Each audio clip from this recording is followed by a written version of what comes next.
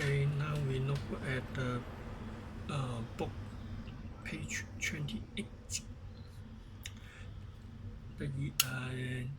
Using electron diagram to represent the electronic arrangement.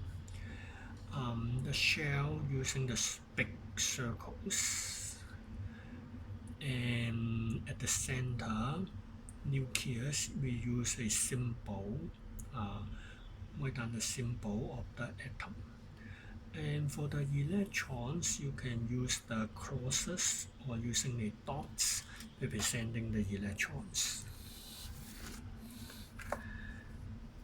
And for the page 29, you have some examples.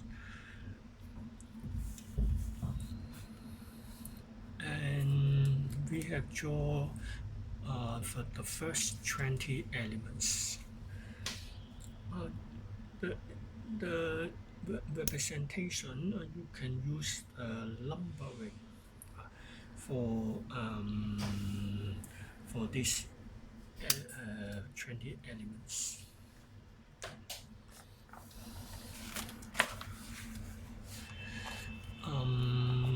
For the H atom, it has one electron in the first shell, so we just use one.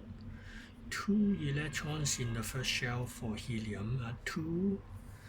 And for the Li lithium, first shell 2 electrons and the second shell has 1, so we can use 2, 1. From lithium to neon, the second shell electron number increase from 1 to 8.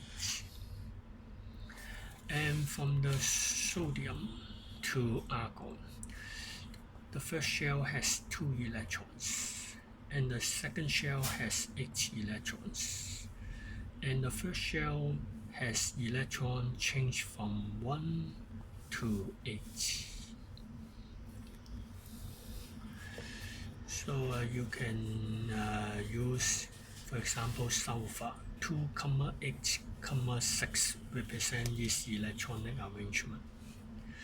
And for the potassium and calcium, first shell 2 electrons, second shell 8 electrons, and the first shell also has 8 electrons. Do not write 9 electrons or 10 electrons for potassium and calcium. And then the next electrons go to shell 4. So the first digit is the number of electrons in the first shell, comma. The second digit representing the number of electrons in the second shell, and the third digit is the number of the electrons in the shell 3.